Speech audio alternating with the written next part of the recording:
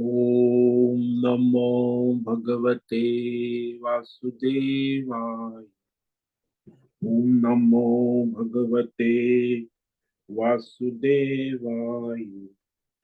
ओम नमो भगवते वासुदेवाय।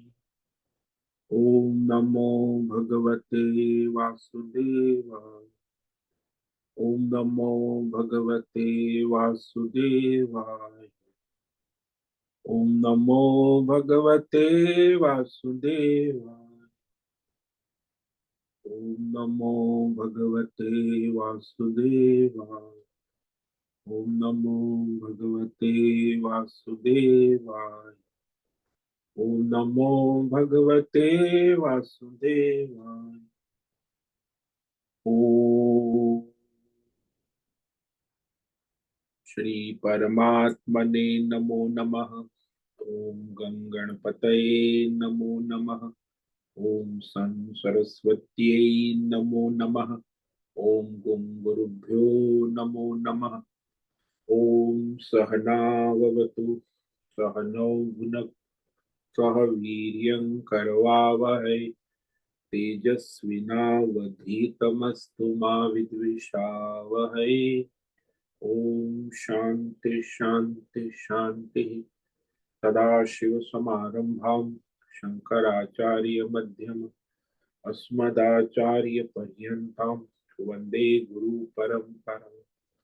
ओम पार्थाय प्रतिबोधितां भगवता नारायणेन स्वयं व्यासेन ग्रथितां पुराणमुनिं मध्ये महाभारत अद्वैतामृतवर्षिणीं भगवतीम् अष्टादशाध्यायिनीम् अम्ब त्वामनुसन्दधामि भगवद्गीते भवद्वेषिणीम् वसुदेवसुतं देवं कंसचाणूरमर्दनं देवकी परमानन्दं कृष्णं वन्दे जगद्गुरुं। नमस्ते परमं ब्रह्म सच्चिदानन्दरूपा निर्गुणाय नमस्तुभ्यं ओंकाराय नमो नमः। सर्वे दुर्गाणि तरन्तु सर्वे भद्राणि पश्यन्तु सर्वे सद्बुद्धिमाप्नोतु सर्वे सर्वत्र नंदतु। ओम तत्सत। ओम ओम ओम। आप सभी ऑनलाइन नेटवर्क पर उपस्थित भगवद गीता श्रवण साधकों को आज प्रातः का अभिवादन अभिनंदन अभिवंदन।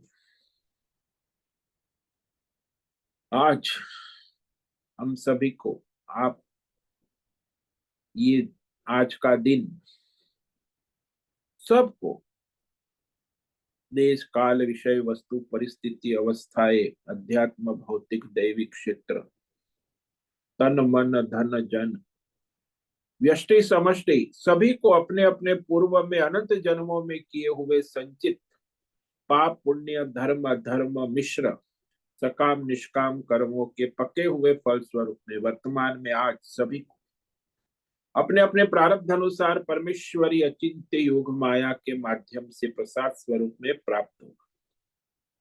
अतः आज का यह दिव्य दिन परमार्थ हेतु निष्काम सेवा यज्ञ देव यज्ञ ऋषि यज्ञ पितृ यज्ञ मानवता यज्ञ भूत प्राणी यज्ञ और सात्विक दान शारीरिक वाचिक मानसिक तप निष्काम कर्म योग ध्यान योग भक्ति योग ज्ञान योग साधना स्वाध्याय वेद शास्त्रों का अध्ययन अध्यापन उपासना आराधना के लिए समर्पित करे और करवा।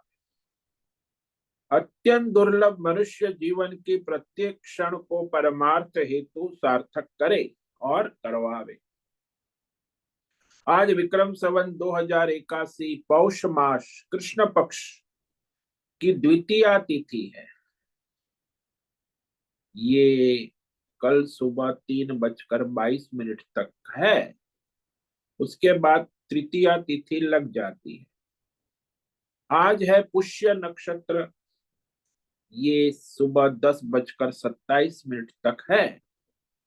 उसके बाद आश्लेषा नक्षत्र लग जाता है। आज है बुधवार और शिशिर ऋतु चल रही है। यहाँ रात्रि का न्यूनतम तापमान 5 डिग्री और दिन का अधिकतम तापमान 25 डिग्री रहा है। वायु की गति 5-10 किलोमीटर प्रति घंटा चल रही। ईस्वी सन 2025, 15 जनवरी, 15 जनवरी 2025, सुबह के 6:45 बज चुके हैं।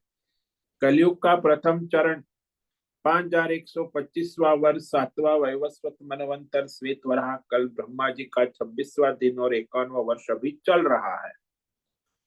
तो ऐसे अनंत कोटि ब्रह्मा और ब्रह्मांडीय परमेश्वरी अचिंत्य योग माया में हमारा यह एक ब्रह्मांड, इस ब्रह्मांड में ये पृथ्वी लोक में समुद्र के ऊपर जम्बू द्वीप में विश्व का एकमात्र वैदिक राष्ट्र भारत में उत्तर हिमालय प्रांत में उत्तराखंड राज्य में टिहरी जिले में हिमालयन शिवालिक पर्वतमाला के अंतर्गत मणिकुट पर्वत के ऊपर नीलकंठ महादेव के सामने ऋषिकेश नगरी में मुनि की रेती प्रांत में शीशम जाड़ी अवधूत बाड़ा आश्रम के सी ब्लॉक के पहले माले से 5 नंबर कमरे से गंगा किनारे से हम स्वामी उत्तमानंद सरस्वती भगवद गीता के आचार्य शिष्य स्वामी चिन्मयानंद सरस्वती महाराज चिन्मय मिशन कपिलाद्वैत वेद व्यास भगवदपाद शंकराचार्य की श्रृंगेरी संन्यास परंपरा से दीक्षित सनातन वैदिक भारतीय हिंदू धर्म अनुसार संपूर्ण भगवद गीता ज्ञान यज्ञ ऑनलाइन चैतन्यमय जीवंत लाइव प्रसारण जूम एवं यूट्यूब अंतर्गत व्याख्यान माला में अध्याय 10 के श्लोक नंबर 4 विभूति योग पर संस्कृत एवं हिंदी में व्याख्यान करेंगे।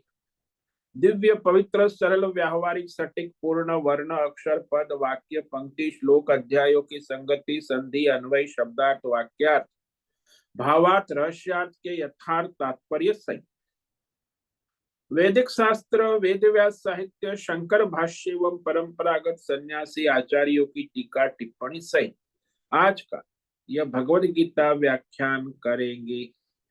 कृपया आप सभी श्रद्धा भक्ति ध्यान से परिपूर्ण होकर के यह दिव्य श्रवण साधना करें। इसमें से कुछ ग्रहण करे, कुछ धारण करे, कुछ अपने जीवन में चरितार्थ करे और उसमें निरंतरता लाए। अपनी अपनी आध्यात्मिक भौतिक दैवी अशांति द्वंद्व मोह विक्षेपों से रहित होकर के और धार्मिक और शास्त्रीय परंपरागत भ्रम भ्रांतियों से रहित होकर के अपने अपने शरीर इंद्रिय प्राण मन वचन कर्म और बुद्धि से एक रूप एकाग्र होकर शुद्ध सात्विक सूक्ष्म विवेक करे। वेद शास्त्र एवं आचार्य परंपरा अनुसार विवेक करे और करवावे। पुनः पुनः इस व्याख्यान का श्रवण करे, मनन करे, चिंतन करे, लेखन करे, चर्चा विचारणा प्रचार प्रसार करे, लिंक भेजे, ग्रुप में शेयर, अपना और सबका परम कल्याण करे और करवावे। ओम तत्सत। ओम ओम ओम।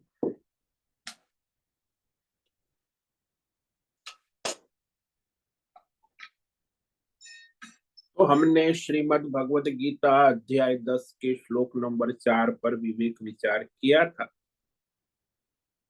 जिसमें भगवान कहते हैं कि सारी जो वृत्तियां उत्पन्न होती है सभी जीवात्मा वह सब के अपने अपने कर्मों के अनुसार भगवान के द्वारा ही उत्पन्न होती। जैसे पात्र में जितनी भी वृत्ति और प्रवृत्ति उत्पन्न होती है वह कलाकार से ही उत्पन्न होती है। पात्र की वृत्ति गुण हाव भाव प्रवृत्ति सुख दुख लाभ हानि जय पराजय जो भी वृत्ति प्रवृत्ति आप देखते हो स्टेज के ऊपर,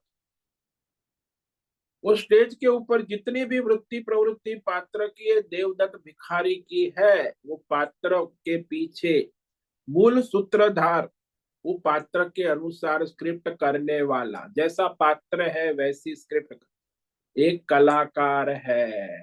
ऐसे ही संसार में, सारे संसार में व्यष्टि समष्टि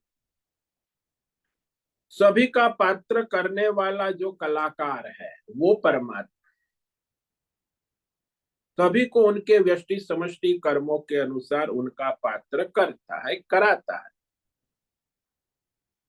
और वही यहाँ भगवान कह रहे हैं, बुद्धि ज्ञानम सम्मोह, क्षमा सत्यम दम शमः, सुखम दुखम भवो भावो, भयम च भयमेव च, अहिंसा समता तुष्टिः, तपोदानम यशो यशः, भवन्ति भावा भूतानां मत्त एव पृथक विधा। तो हमने देखा कि बुद्धि, ये जो वृत्ति है, बुद्धि भी एक वृत्ति, निश्चय करने की शक्ति, इंटेलिजेंस। ज्ञानम, किसी भी विषय का यथार्थ शास्त्र आचार्य परंपरा अनुसार ज्ञान, काल्पनिक ज्ञान नहीं, यथार्थ शास्त्र आचार्य अनु परंपरा और अपने अनुभव से युक्त जो ज्ञान हो उसे ही ज्ञान कहते, यथार्थ ज्ञान। असम्मोह, यानी विवेक, जो संसार में जो जैसा है वैसा विवेक होना। असम्मूढ़ता, जिसमें अज्ञान मोह माया ना हो। सम्मोह, मोह से रहित विवेक, अहम मम से रहित जो विवेक है शास्त्र अनुसार, आज इसे असम्मोह कहते। क्षमा, कि भाई कोई हमारे प्रति अपराध करे, कष्ट दे, तो हमें समझना चाहिए कि ये मेरे प्रारब्ध कर्म का फल है, संचित कर्म। तो उसके प्रति बदले की भावना, प्रतिशोध की भावना, वृत्ति उत्पन्न ना हो। माफ कर देना अलग बात है और वृत्ति उत्पन्न न होना अलग बात। इसीलिए क्षमा का मतलब माफ करना नहीं है, वृत्ति ही उत्पन्न ना हो। सत्यम, मन वचन कर्म से जैसा देखा है, सुना है, अनुभव किया है, वैसा सत्य बोलना, यथार्थ सच्चाई जिसको कहते हैं, कहते ना सच्चाई सामने आकर ही रहेगी, चाहे कितना भी उसे उल्टा सीधा करो, सच्चाई सच्चाई ही रहती है। यथार्थ वाणी। और दम, दम का मतलब है 10 इंद्रिया, 5 ज्ञानेन्द्रिया, 5 कर्मेंद्रिया, उसे संयम नियम में रखना। इंद्रिय को संयम नियम करना है तो संसार में मिथ्यात्व बुद्धि होना आवश्यक। संसार में राग है, आसक्ति है, काम है, क्रोध है, वो मनुष्य कभी इंद्रियों का संयम नहीं कर सकता है। यानी संसार के प्रति वैराग्य होना, विवेक होना, तब इंद्रियों का संयम होता है। विवेक वैराग्य के बाद सत्य, अहिंसा, दया, करुणा, ये सब वाणी बोलते, संयम करो, संयम रखना चाहिए, सब कथा का। लेकिन वो संयम तो तभी होगा जब विवेक और वैराग्य हो पक्का। बिना विवेक और वैराग्य के किसी इंद्रियों का संयम कभी हो नहीं सकता। और शम यानी मन का संयम, मन का संयम और इंद्रियों का संयम बिना विवेक वैराग्य के संभव नहीं। ये आंतरिक है, सूक्ष्म है, वृत्ति के स्तर पे मन का संयम, लेकिन वो इस पर निर्भर है, इंद्रियों के संयम के ऊपर। बाह्य इंद्रियों का संयम हो जाता है और आंतरिक मन का संयम, आचार्य ने लिखा है दमो बाह्य इंद्रिय उपशम। दम का मतलब होता है बाह्य 10 इंद्रियों का संयम नियम, उपशम।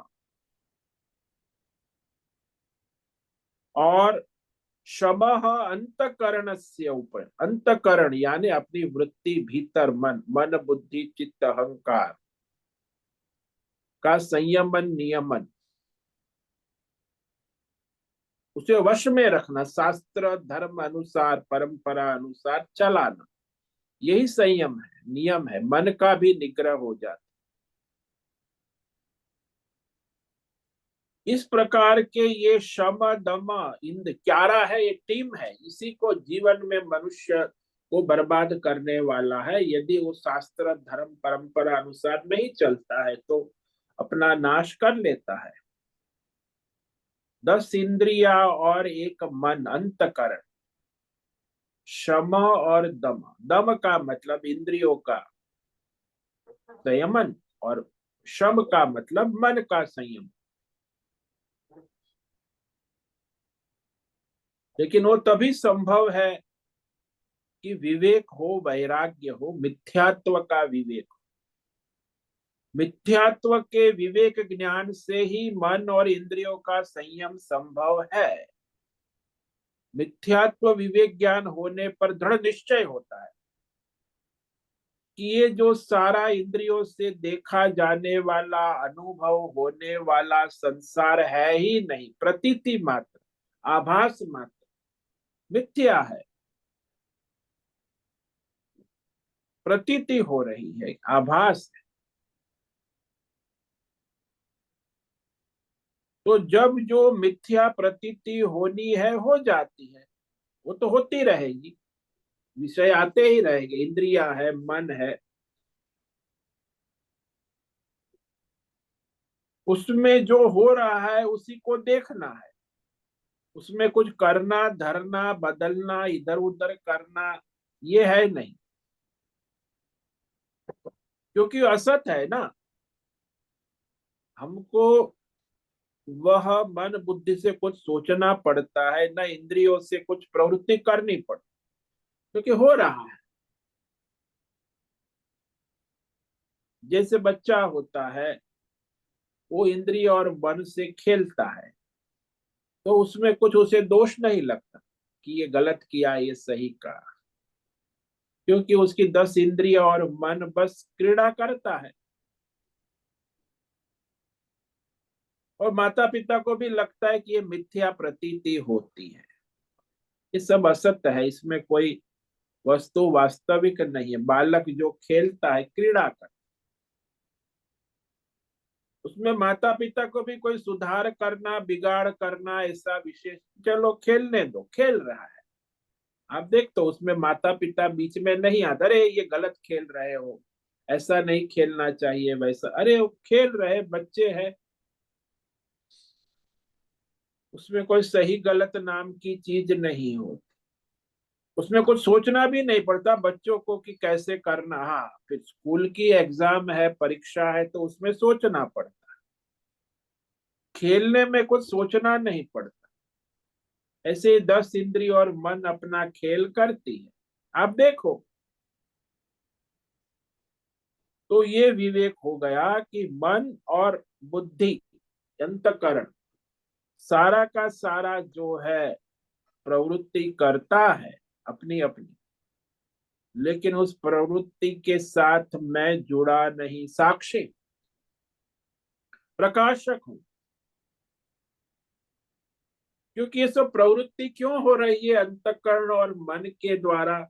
बोले हमारे संचित कर्मों के अनुसार होती है, और ईश्वर ही चला रहा है, वो करा रहा है, कर रहा है। हमारे संस्कार, तो मन का संयम और इंद्रियों का संयम हो जाता है विवेक के द्वारा, वैराग्य के द्वारा। इस संसार में कोई ऐसा करेंगे तो वैसा होगा, तैसा होगा, इसका फिर ये परिणाम अच्छा नहीं आएगा, इसका बुरा, ऐसा कोई द्वंद्व नहीं रहता है, कि वह जस हो रहा है प्रारब्ध के अनुसार, संचित कर्मों के अनुसार। परमात्मा के द्वारा ही हमारे कर्मों का हिसाब चल रहा है। स्थूल सूक्ष्म जो भी क्रिया वृत्ति होती है, भौतिक अध्यात्म दैव वृत्ति प्रवृत्ति, सब कुछ परमात्मा से होता है। अब ऐसा सुनकर सुनकर सुनकर आपको ये प्रश्न खड़ा हो सकता है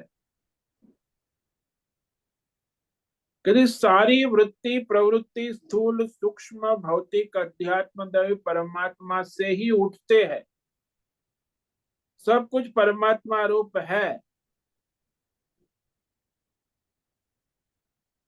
विवेक भी उसी से उठता है। जितनी वृत्तियां है, सदाचार दुराचार गुण दोष, उन्हीं परमात्मा से उठते हैं। परमात्मा से अपने को अलग जीव समझना, यह भी उन्हीं से उठता।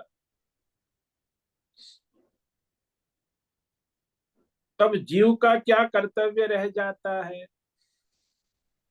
क्योंकि परमात्मा से अपने को जीव रूप में अलग समझना, ये भी उन्हीं से उठता है।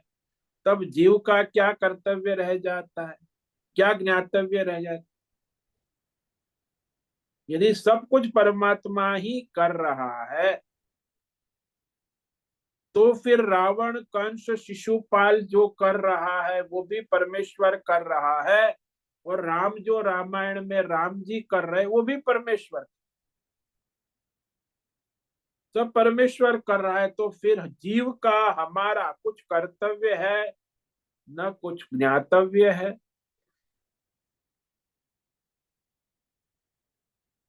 तो न कुछ हमारे करने योग्य है, न कुछ हमारे जानने योग्य है, न तो कर्तव्यम न ज्ञातव्य। यदि कर्तव्य ज्ञातव्य जीव को नहीं है, तो वेद शास्त्र जो केवल मानव धर्म और परमात्मा का प्रतिपादन करता है, वह किसको उपदेश करता है? कि सारा सारा वेद शास्त्र व्यर्थ है।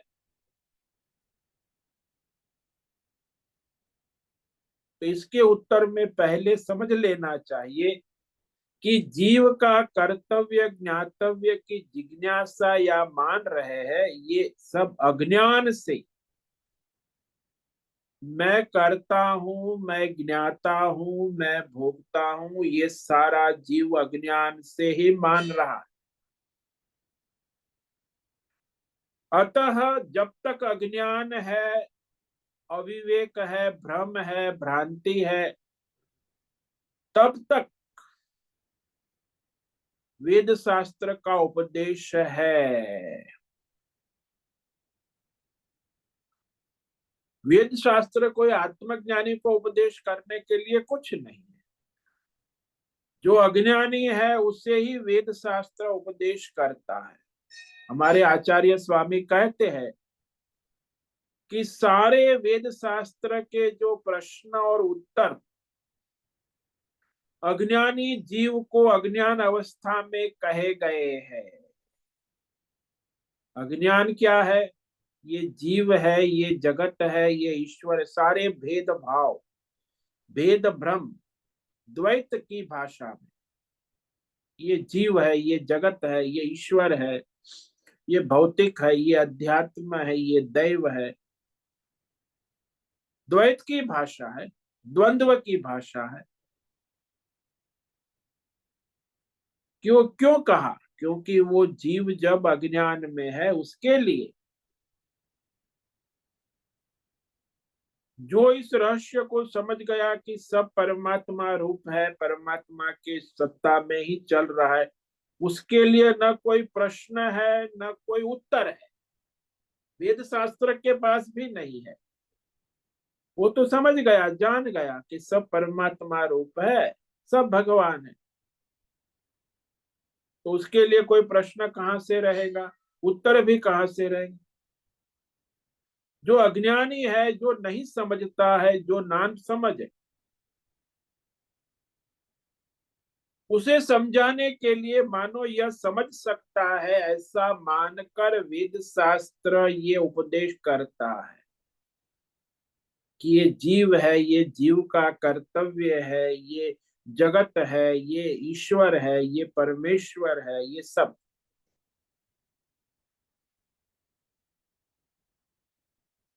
लेकिन ये सारी जो वेद शास्त्र की वाणी है, ज्ञान विज्ञान है, बिल्कुल ठीक है, वो तो है, पुस्तक में लिखा हुआ है, उपलब्ध है सब।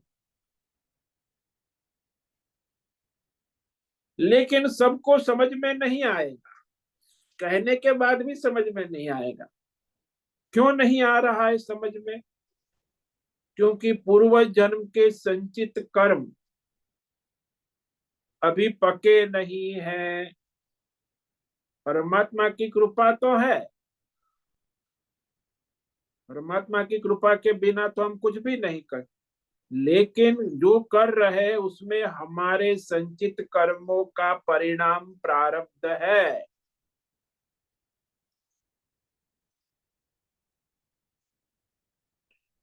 इसीलिए पर एक बात स्पष्ट है कि परमात्मा की कृपा के बिना हम कुछ भी करने या जानने में स्वतंत्र नहीं है। ये बात बिल्कुल ठीक है। जब तक हमारा परमार्थ अनुभव सब भगवान है हो नहीं जाता, सब भगवान की सत्ता है, तभी तक हमारा कर्तव्य ज्ञातव्य रहेगा। प्रश्न भी रहेगा, उत्तर भी रहेगा कि मैं जीव हूं, वो ईश्वर है, भेद है, द्वंद्व है, अज्ञान है। तो सारे कर्तव्य अज्ञानी के लिए है, आत्मज्ञानी के लिए कोई कर्तव्य शेष नहीं रहता। वो तो मुक्त है, उसे क्या कर्तव्य, क्या ज्ञातव्य, जान लिया जो जानना था। तो परमार्थ में जिसकी स्थिति हो गई, उसके बाद ये प्रश्न ही नहीं होता कि अब क्या करना चाहिए और क्या जानना। जानना भी पूरा हो गया, करना भी पूरा हो गया, वो तो मुक्त हो गया। उसके लिए कोई कर्तव्य नहीं है, ज्ञातव्य भी नहीं रहा। जब तक ये जीव जगत ईश्वर देवी देवता भेद भ्रम काल है, जीव अवस्था अज्ञान अवस्था, तब तक कर्तव्य और ज्ञातव्य है, जिज्ञासा भी है। तो ये सारा भेद भ्रम जब तक रहेगा तो वेद उपदेश करेगा, वेद शास्त्र आचार्य उपदेश देते हैं, उसका प्रयोजन भी है। ऐसा करो, ऐसा ना करो, ये जानो, ये ना जानो, ये जानने की चीज है, ये नहीं जानने। तो ये सारा उपदेश वेद करता है। हालांकि मूल परमात्मा की दृष्टि से जब देखते हैं, तब तो न कोई प्रश्न है न कोई उत्तर है, सब परमात्मा है, सब भगवान है। ये ऐसा क्यों है, ये वैसा क्यों है, इसका कोई प्रयोग, ये सब भगवान है। जिसको पता चल गया कि ये सारा जो है आभूषण सुवर्ण तत्व है, फिर उसे वो ये ऐसा क्यों है, ये डिजाइन ऐसी क्यों है, वैसी क्यों है, ये इतना महंगा क्यों है, सस्ता क्यों है, ये अंगूठी ऐसी क्यों है। अरे भाई, उसने जान लिया, अब उसे क्या प्रयोजन रहेगा अंगूठी आभूषणों के, माया से।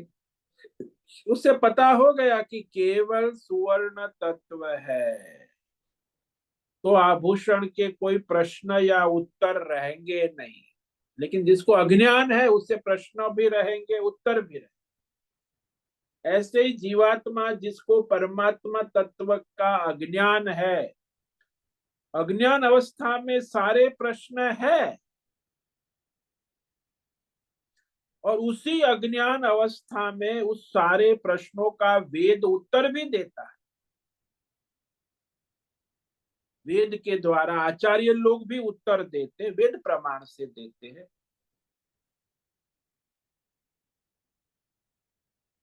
तो ऐसे समझ लो कि दृष्टांत से सपने की प्यास झूठी है, सपने में मुझे प्यास लगी, बहुत प्यास लगी है, लेकिन रात को मैं तो एक लोटा पानी पीकर सोया था, लेकिन वो सपने में तो मुझे प्यास लगी है, और मुझे लगता है मैं प्यासा हूं, परेशान हूं सपने में। सपने की प्यास झूठी है, ये तो जानते हैं, सपने में नहीं जानते। यदि सपने में पूछते हो कि प्यास लगी है क्या करो, तो सपने में जवाब होता है कि कुएं पे जाकर पानी निकाल कर पी लो। कुएं का पानी निकालना, कुआं सपने में, सब ठीक वैसा ही। जैसे प्यास मिथ्या है, असत्य है, ऐसे कुआं भी मिथ्या है, पानी निकालना भी मिथ्या है, पानी पीना भी मिथ्या है, असत्य है। जैसे प्यास असत्य है, वह झूठी प्यास, मिथ्या स्वप्न की प्यास को मिटाने के लिए झूठे पानी को पीने के लिए कहा जा सकता। ठीक इसी प्रकार अज्ञान अवस्था के प्रश्नों का उत्तर उसी अज्ञान अवस्था में वेद शास्त्र करता है, आचार्य देते हैं। क्योंकि सारे प्रश्न अज्ञान अवस्था के हैं, और उस उत्तर भी उसी अज्ञान अवस्था में ही वेद शास्त्र देता है। इसलिए हमारे अति धन्य वेद शास्त्र संसार का एकमात्र ग्रंथ है जो स्वयं ही कहता है, यत्र वेदा अवेदा भवन्ति। आत्मज्ञान होने के बाद वेद का कोई प्रयोजन नहीं रहता। परमार्थ स्थिति को प्राप्त करके वेद वेद नहीं रह जाता है। क्योंकि अज्ञान निद्रा से उठ चुकने के बाद वेद जिस कर्तव्य ज्ञाता का उपदेश देता है, वह हमारे लिए व्यर्थ है, असत है, मिथ्या है। इस प्रकार सब कुछ परमात्मा से होने पर भी अज्ञान और अहंकार रहने से हमारे लिए, जीव के लिए कर्तव्य और ज्ञातव्य है, ये भेद रहेगा। जब तक अज्ञान है, अहंकार है, तब तक कर्तव्य अकर्तव्य, ज्ञातव्य अज्ञातव्य के भेद रहने ही है, उसका निराकरण नहीं हो सकता। इस प्रकार ये सारा भगवान से होता है। ये जिसको ज्ञान हो गया, उसके लिए कोई कर्तव्य नहीं रहता। ये सारी वृत्तियां जो है हम उत्पन्न होती है, तो ये शम और दम, ये 10 इंद्रियों का संयमन नियमन किसके लिए है? जो अज्ञानी है।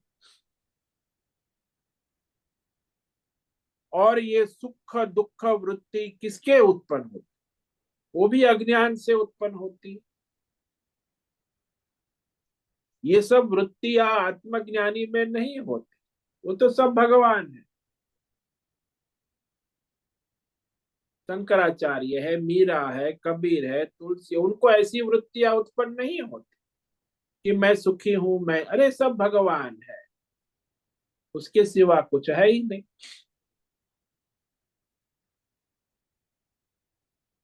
सुखम दुखम ये दुनिया का सबसे बड़ा शब्द है, जिसे सारी मानव जात परेशान है बस। Happy birthday to you, happy new year, happy Makar Sankranti. मतलब हैप्पी शब्द सब में दुनिया में हिंदी में नहीं कहते, शुभ, संस्कृत में भी नहीं बोलते, अंग्रेजी में बोले तो फिर हैप्पीनेस आती है। अब ये हैप्पीनेस सुखम भी संस्कृत बड़ा दिव्य है। संस्कृत में सुखम का खम का अर्थ संस्कृत के अंदर इंद्रिया होता है। खम इंद्रिया, 10 इंद्रिया।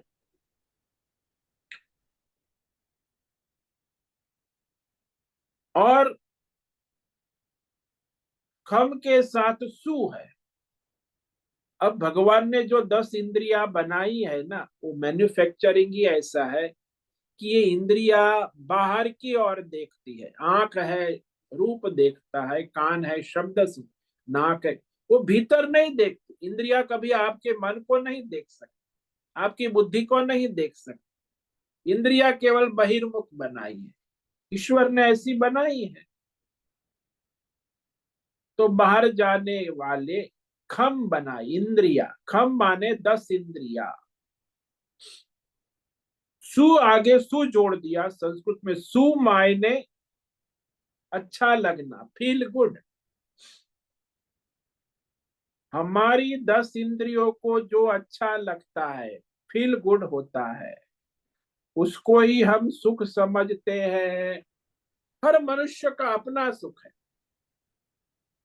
तामसी मनुष्य को तामसी सुख अच्छा लगता है, राजसी मनुष्य को राजसी सुख अच्छा लगता है, सात्विक मनुष्य को सात्विक सुख अच्छा लगता है। परमार्थ भगवान में लगा हुआ भक्त, उसे पारमार्थिक सुख अच्छा लगता है। तो सुख भी 4 कैटेगरी में हो जाए।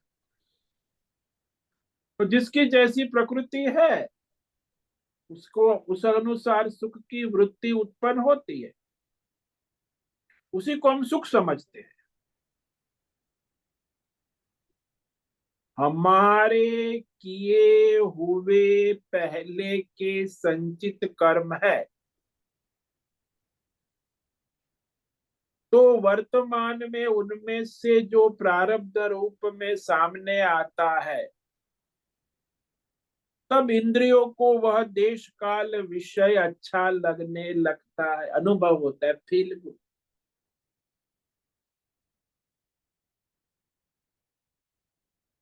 यदि वो हमारी इंद्रियों के अनुकूल नहीं है, इच्छा और कामना की, तो देश काल विषय हमें दुख भी दे। तो दुखम से दोनों उत्तियां सारी इंद्रियों पर निर्भर है। और जो मनुष्य इंद्रिय के स्तर पे जीता है, वो हमेशा सुखी दुखी होता रहता है।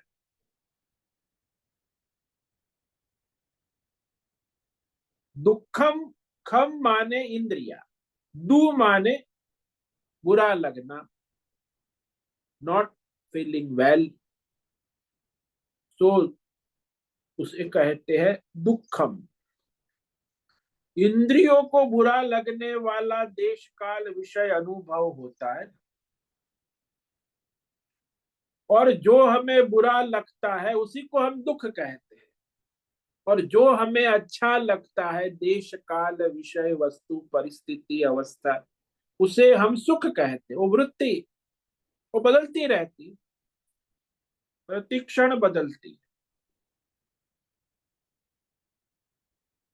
अब ये जो अच्छा बुरा लगता है, उसके द्वारा प्रतिक्षण जीव सुखी दुखी होता रहे।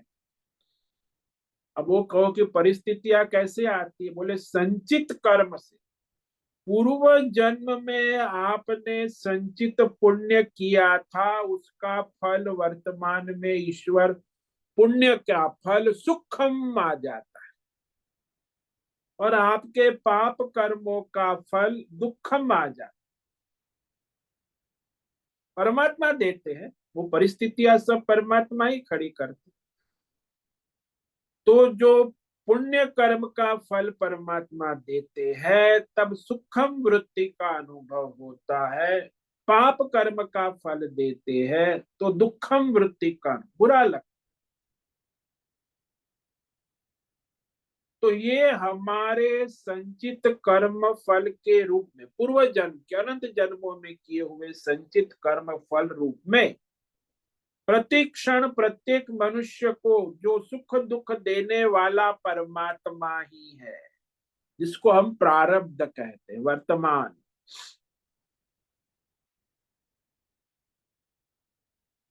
जैसे दृष्टांत ले लो कि हमने महीने भर काम किया, उसके बाद 1 तारीख को मालिक ने हमें वेतन दिया, तनख्वाह दी, सैलरी दे दी। ये तो ठीक है कि वो हमारे 1 महीने के काम की कर्म की मजदूरी दे रहा है, परंतु दे तो वह मालिक रहा है ना, परमात्मा दे रहा है। इसलिए जो वेतन देता है वह देने वाला, हमें लगता है कि इसी ने हमको दिया।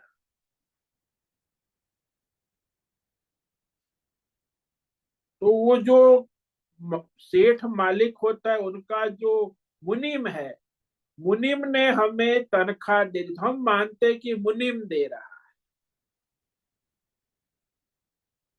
ऐसे ही देवता लोग देते हैं तो हम मानते हैं कि देवता ने दिया सुख दुख। ऐसा नहीं है, देने वाला तो मालिक ही है, लेकिन वो सामान्य मनुष्य समझता नहीं कि मुझे इसने सुख दिया, उसने देवता ने सुख दिया।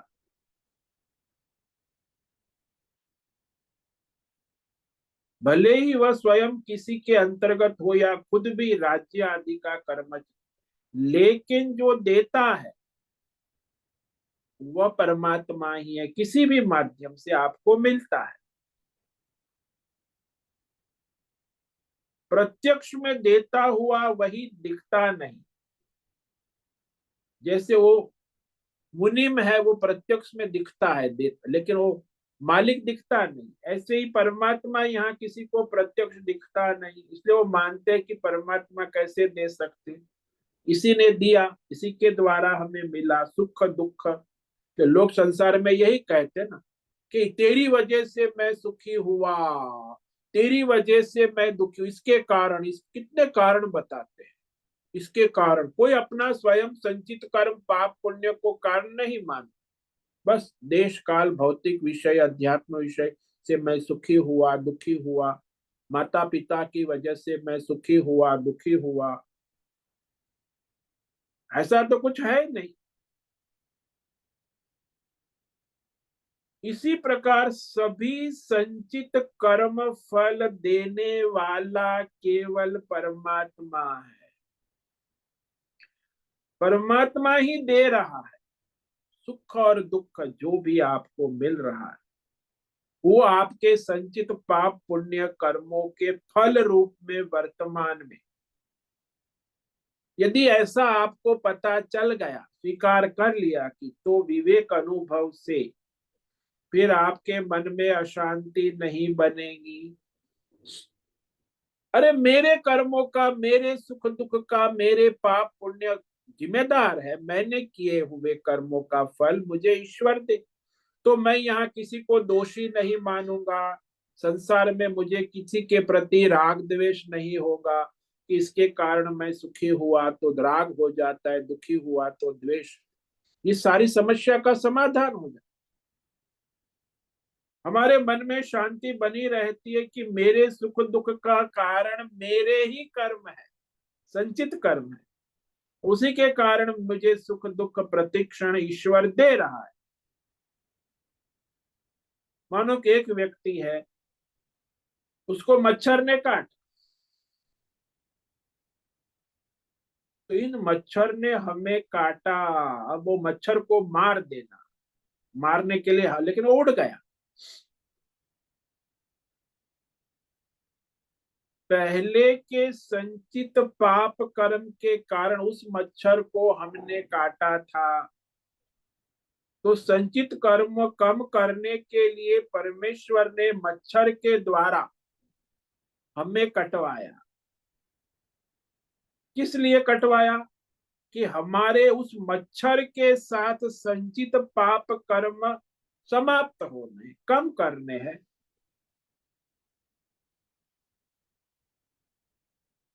तो भगवान हमें दुख देते हैं संचित कर्मों का क्षय कर।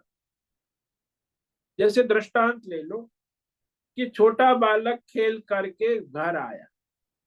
अब वो खेल के, छोटा बालक 2-3 साल का शिशु, तो कुछ भी कहीं मिट्टी मिट्टी सब धूल धूल से लिपटा हुआ, कीचड़ कादव से, माँ के मान, अरे इतना गंदा मैला हो गया, खेल के आया, डांटती है, फिर माँ उसे पकड़ती है, बाथरूम में ले जाती, वो रोता है, अरे माँ पकड़ती है, भागता है, फिर पकड़, फिर उसे नहलाती है, साबुन लगा, फिर रोता है, फिर रगड़ती है, फिर रोता है। बच्चे को दुख होता है, स्नान करना ये भी हाथ पैर पटकता है, रोता है, चिल्लाता है, परंतु माँ उसे छोड़ती नहीं है। हाथ पकड़कर खूब रगड़ रगड़ कर उसे नहलाती है, सारी धूल गंदगी मैल साफ कर देती है, शरीर को पोंछ देती है, तेल लगाती है, नए कपड़े पहना देती है, फिर उसे चूमती भी है। और वो रोता है, अभी भी रोता है, फिर उसे कहते कुछ बस हो गया स्नान। इतना दुख देने की नीयत से माँ ने सब किया नहीं है। उसे दुख देने की नीयत से माँ ने उसको मारना, जबरदस्ती नहलाया नहीं, उसके शरीर का मैल दूर करना था, मैल, यही भाव था। तो इस संसार में ऐसे ही भगवान भी जो दुख देते, उसके लिए मनुष्य बड़ा परेशान हो जाता, भगवान को भी गाली देने लगता है, अरे तुम मुझे इतना कष्ट क्यों। भाई आपकी शुद्धिकरण हो रही है, आपका कल्याण हो रहा है, वो नहीं समझ। वही बच्चा जो 3 साल का शिशु था, बड़ा हो जाता है, याद करता है माँ को, तो माँ की याद में वो अपनी मन बुद्धि में सोचता है कि अरे मेरी माता ने कितना कष्ट सहन कर पाल पोस कर मुझे बड़ा किया है। तो ये विवेक उस समय नहीं हो, जब बाद में पता चलता है। ऐसे ही परमात्मा हमें अपने कष्ट और दुख देखकर हमारा शुद्धिकरण कर रहा है, ये हम स्वीकार नहीं करते। हाँ, सुख को स्वीकार कर, भगवान ने सुख दिया, लेकिन दुख क्यों दिया वो प्रश्न हो जाता। विद्यालय में भी जब वो अध्यापक हमें पढ़ाते थे, तो कहते गणित का पाठा पच कर लो, 10 बार रट कर लो, ठीक से पहाड़ा आता नहीं है, एक एक का दो, एक दो का, तो पढ़ा, तो शिक्षक ने कहा स्कूल घर नहीं जाएगा, पहाड़ा पूरा करो, 10 बार रट कर आओ, वो पहाड़ा सुनाओगे तब तुम्हें जाने मिलेगा। तो बड़ा दुखी हो गया, सब विद्यार्थी चले गए, इसको फिर कष्ट होने लगा। लेकिन बाद में बड़ा जब पढ़ने लगा कॉलेज, तब गुरुजी को याद करता है कि गुरुजी ने देखो मुझे जबरदस्ती पढ़ाया, आज मैं गणित में आगे प्रोफेसर बन गया, पढ़ गया, तो वो डंडे मार कर अच्छा पढ़ाया। यदि गुरुजी ने नहीं पढ़ाया होता तो मेरा क्या होता। ठीक इसी प्रकार जब तक अविवेक है, अज्ञान दशा में, तब तक लगता है कि भगवान हमारे ऊपर कितना दुख कष्ट ला रहा है। जो इस तरह के विवेक नहीं कर पाते, वो हमेशा परेशान रहते हैं। जो इस रहस्य को समझता है कि हमारे ही संचित किए हुए पाप पुण्य कर्मों को हटाकर हमें परमात्मा शुद्ध कर रहा है, परमात्मा हमें हमारे दुख देकर हमारा कल्याण कर रहा है, यानी दुख भी परमात्मा की कृपा ही है, सुख भी परमात्मा की कृपा है। तो ज्यादातर मनुष्य संसार में जो है, सुख के विषय में तो कई लोग स्वीकार कर लेते परमात्मा की कृपा है, लेकिन दुख में परमात्मा की कृपा नहीं मान। कई लोग तो दोनों में नहीं मान, वो तो कहते मैं सुखी दुखी इसी वजह, पत्नी की वजह से हो रहा, या तो कोई कहेगा पैसे की वजह, पैसा नहीं है इसीलिए मैं सुखी दुखी हो रहा हूँ। तो ये सब जड़ता संसार में आजकल बहुत है, पैसे से सुखी दुखी होता है, कोई माता पिता, कोई मित्र से या शत्रु से, ये सब भ्रम है। बहुत सारे भ्रम है सुख दुख के विषय में, कौन कारण। भौतिक कारण अनेक है, आध्यात्मिक कारण अनेक है, दैवी कारण अनेक कहते हैं लोग, सुखी दुखी, ये सब भ्रम है। सुख दुख का मूल कारण हमारे ही संचित कर्म है। ये जिसको समझ में आ गया तो वो परमात्मा की कृपा समझता है। लेकिन ये सारा सत्संग और विवेक विचार करने से ही समझ में आता है, अपने आप नहीं आता।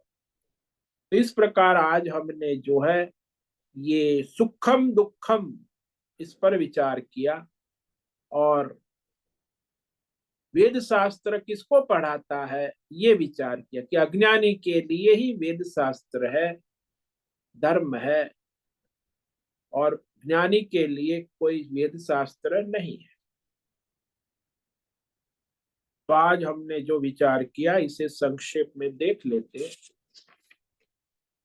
बुद्धि ज्ञानम सम्मोह, क्षमा सत्यम दम शमा, सुखम दुखम भवो भावो, भयम च भयमेव च, अहिंसा समता तुष्टि, तपोदानम यशो यशः, भवन्ति भावा भूतानां मत्त एव पृथक विधाः।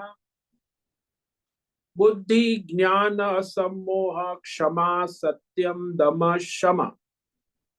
आज हमने सुखम दुखम पर विवेक विचार किया, भवो भावो उस पर कल विचार करेंगे, भयम चा भयम उस पर भी कल विचार करेंगे। तो इस प्रकार ये सारी जो वृत्तियां प्रवृत्तियां उत्पन्न होती है जीव के अंदर, वो सारी परमात्मा ही उसके संचित कर्मों के अनुसार, उसकी स्क्रिप्ट के अनुसार चलाते हैं। जीव की अपनी कोई सत्ता नहीं, उसे स्वीकार करना यही उसकी सत्ता है कि जैसे परमात्मा की इच्छा है उस अनुसार होता है। जीव की इच्छा से कुछ नहीं होता, सब ईश्वर की अधीन है, व्यष्टि समष्टि। ओम नमो नारायणाय, ओम नमो नारायणाय, ओम नमो नारायणाय, ओम नमो नारायणाय, ओम नमो नारायणाय। कायेन वाचा मनसेन्द्रियैर्वा बुद्ध्यात्मना वा प्रकृते स्वभावात् करोमि यद्यत् सकलं परस्मै नारायणायेति समर्पयामि। ओम सर्वे भवन्तु सुखिनः, सर्वे सन्तु निरामयाः, सर्वे भद्राणि पश्यन्तु, मा कश्चित् दुःखमाप्नुयात्। अस्तु मा सद्गमय, तमसो मा ज्योतिर्गमय, मृत्योर्मा मृतंगमय। ओम पूर्णमद पूर्णमिदं पूर्णात् पूर्णमुदच्यते, पूर्णस्य पूर्णमादाय पूर्णमेवावशिष्यते। ओम शांति शांति शांति। शंकरं शंकराचार्यं केशवं बादरायणं सूत्र भाष्य कृतौ वंदे भगवन्तौ पुनः पुनः। ईश्वरो गुरुरात्मेति मूर्ति भेद विभागिनि व्योमवद् व्याप्त देहाय दक्षिणामूर्तये नमो नमः। ओम गुं गुरुभ्यो नमो नमः। ओम तत्सत् ब्रह्मार्पणमस्तु। ओम ओम ओम।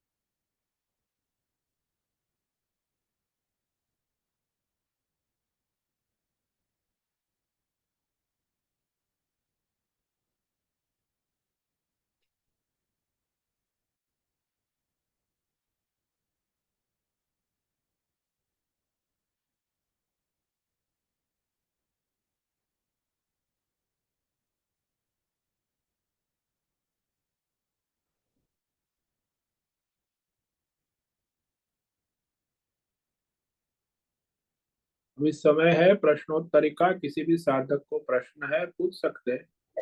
प्रश्नोत्तर काल। ओम नमो नारायणाय स्वामी जी। हाँ बोलो राजेश। स्वामी जी, दुख, अभी जो दुख के बारे में आपने बताया कि कोई भी दुख आता है तो वो ईश्वर की इच्छा से आता है। वो अपने दुख दूर करने के लिए अपने पूर्व जन्म के सब पाप कर्म जो भी है उसका निराकरण करने के लिए आते हैं। लेकिन अभी जो किसी दूसरी पराये व्यक्ति ने कुछ इंटेंशनली दुख देने के हेतु से जो दुख मिलता है, वो भी उसी कैटेगरी में आता है क्या? हाँ, कोई भी आपको जो भी प्रतिकूल, कोई पराया, कोई व्यक्ति, कोई देश काल परिस्थिति, आप किसी को दोष नहीं दे सकते। कोई भी परिस्थिति में, देश में, काल में, विषय वस्तु व्यक्ति के द्वारा आपको दुख कष्ट मिलता है तो वो आपके संचित पाप का फल ईश्वर उस माध्यम से दे रहा है और आपको शुद्ध कर रहा है। उसमें आप चाहे रिएक्शन करो, एक्शन रिएक्शन करो, दुख दूर, वो तो जो वो भगवान चाहेगा तभी दूर होगा, आप चाहोगे तब नहीं होगा।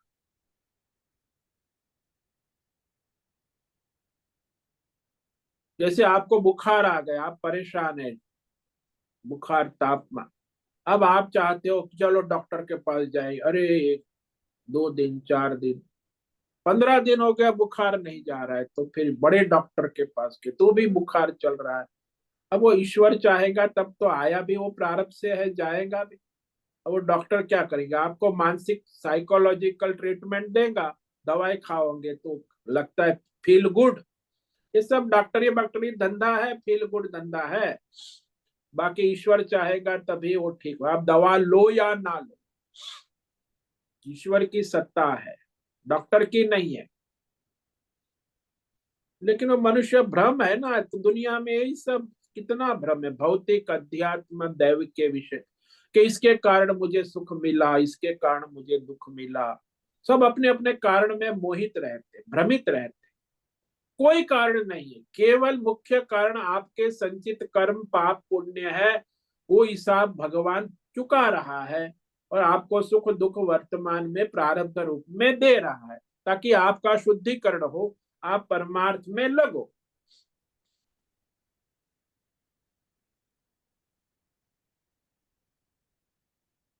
तो सबसे बड़ा भ्रम है दुनिया का, मानव जात का, कि सुख दुख के कारण ये सब ढूंढते रहते, बोलते रहते, सुनते रहते, सुनाते रहते। इसकी वजह से मैं सुखी हो गया, इसकी वजह से मैं दुखी हो गया। कोई किसी की वजह से सुखी दुखी नहीं हो रहा है। सभी जीव अपने संचित कर्मों से ही उसको भगवान सुख दुख का देता है और उसका हिसाब पूरा करता है। वही तो मैंने दृष्टांत दिया ना, कि मच्छर ने काट लिया तो क्या वो आपको दुख देने के लिए भगवान ने मच्छर को भेजा? आपका संचित कर्म था उस मच्छर के साथ, खत्म हो गया।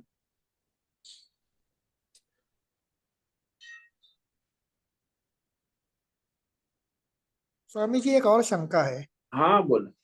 अभी ये आपने शारीरिक व्याधि के बारे में बताया, वो समझ में आया। लेकिन अभी ये जो सभी आतंकवादी गतिविधियां होती है, बहुत सारे लोगों को एक ही वक्त में दुख पहुंचता है, उनको मार दिया जाता है। तो ये भी ऐसे ही होता है क्या?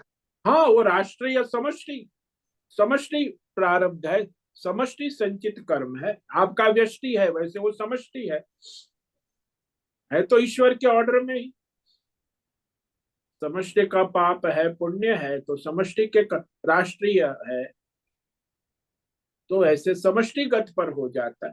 वही अकाउंट चलता है व्यष्टि में। जैसे आपके सुख दुख, ऐसे समष्टि सुख दुख भी उसी अनुसार आते हैं, समष्टि के कर्मों के अनुसार संचित कर्म। तो उनके पाप पुण्य कर्म है, उस अनुसार फिर वो, मानो कि प्लेन क्रैश हो गया, 200 लोग मर गए, क्यों? समष्टि संचित कर्म और समष्टि का फल भगवान देते हैं, वो भगवान ही निश्चय करते हैं। वो कहते बाद में वो कॉकटेल ढूंढो और कैसे अकस्मात हुआ, ये वो सब बोइंग कंपनी वाला रिसर्च करने आएगा, ये सब नाटक मीडिया वाले। इस कारण कोई कारण नहीं है, सब सब बकवास है मीडिया का। एक ही कारण है कि उनका संचित कर्म था, प्रारब्ध के अनुसार ईश्वर ने प्लेन क्रैश कर सबके कर्मों का हिसाब पूरा किया, पाप पुण्य का। इतना बकवास चलता है दुनिया में कि प्लेन क्रैश होगा, ये से हुआ वैसे हो, वेदर वाज नॉट ओके, या उसमें पेट्रोल नहीं था, या उसमें पक्षी टकरा गए। अरे कितना कारण बताते, सब बकवास चलता है दुनिया में, यही चलता। ये अज्ञान, अज्ञान बहुत, व्यष्टि समष्टि अज्ञान ही सबसे बड़ी समस्या है दुनिया की। वो समष्टि लेवल पर भी होता है, व्यष्टि लेवल पे भी होता है। समझ में आया? आया स्वामी, समझ में आया। धन्यवाद स्वामी जी। ओम नमो नारायणाय।